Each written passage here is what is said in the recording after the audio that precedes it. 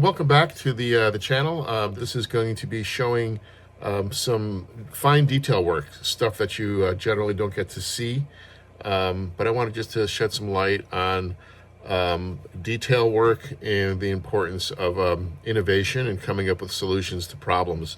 In this case, working with some photo etch, very fine detail photo etch accent parts that I'm going to put on the exhaust bells for the Discovery that I'm working on. So I am working on the Discovery, the 144th scale Discovery, and I'm basically at the very beginning of the build. I've finished lighting, doing the lighting design, and I've got much of the rear lighting already in place, just doing some detail work right now.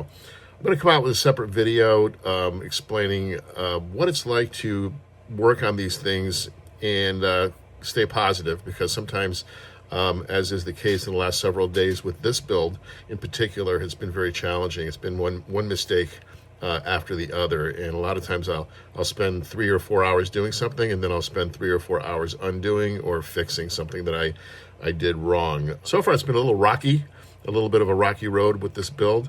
This is a big one. This is going to be probably almost, I would say, imagine about 2 months of work, on and off in between everything else that I have to do in my life. But this is the big one. This is the 4-foot long Discovery from 2001. Of course, if anyone's new to the channel or new here, we're doing a whole series of Mobius model kits from 2001: A Space Odyssey. So anyway, sit back and relax and check it out.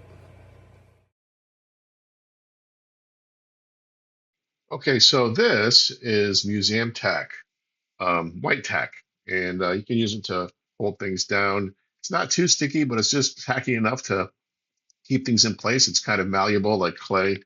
You can mold it and shape it. And here I have it shaped into a tiny little bead at the end of a plastic tube.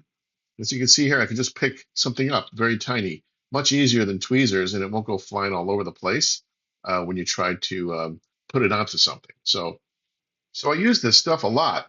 Comes in very, very handy when I want to paint small figures, maybe when I want to paint several figures at once, or airbrush maybe 4 or 5 figures. I can put little beads of this museum tack on a stick, like say a coffee stirrer like this, and set all my figures down in a row. So really useful. I found all kinds of uses for this, temporarily holding parts in place, holding pieces together while you're test fitting. So there's a lot of uses for this museum tack, also known as white tack.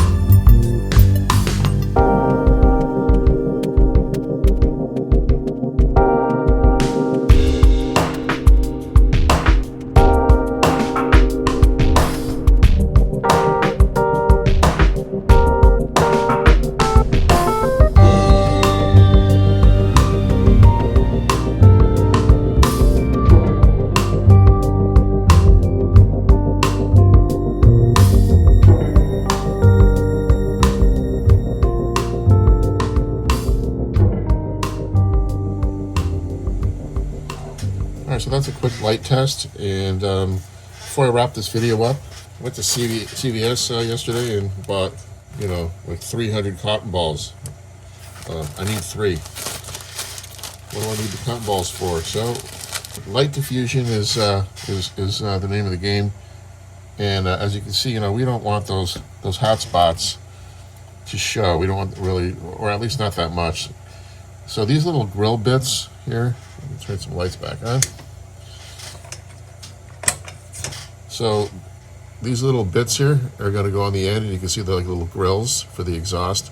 The light's going to shine through those slits, but we don't really want to necessarily see the bulbs. I don't know if you can see this on camera, but it'll look something like that. But you can still, if you're looking at it in person, you can really clearly see the little bulbs in there. So I'm going to shove a piece of cotton, a small piece, obviously, not that big. I'll probably have to pull it apart, get that in there. Something like this. And then I'll glue that in there. It'll, I don't know if you can see, but that'll diffuse the light a little bit. Kind of tough to see on camera. It's really not together, but it's a nicer effect.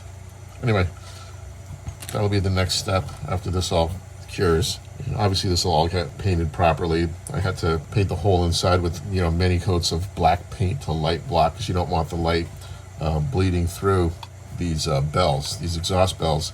If you don't light block that, when you light up, basically they just become just 3 big light bulbs, and the whole thing glows. And that's the last thing you want when you are doing lighting. You want to light block everything. Light block has become a very interesting and challenging thing in some cases. Like this was pretty difficult to light block. I did a bunch of tests in between paint coats, and it seemed like it was never going to be enough. I think ultimately I ended up with 3 coats of flat black, 3 coats of high gloss black. Then I coated it, I think, with 2 coats of silver leaf lacquer, which is a very highly reflective silver color, and then I hit it with 1 more coat of the high gloss lacquer. It's on the inside, which is crazy.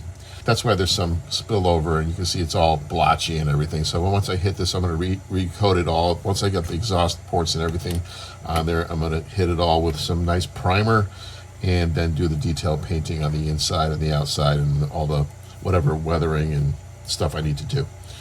So that wraps up this video. I just wanted to show some really detailed work, stuff that people generally don't ever see.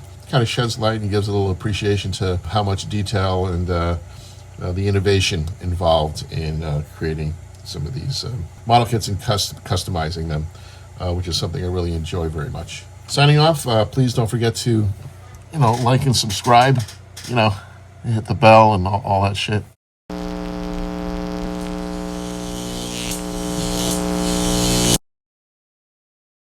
And lastly, just a quick note about photo etch. The only thing I want to say about photo etch,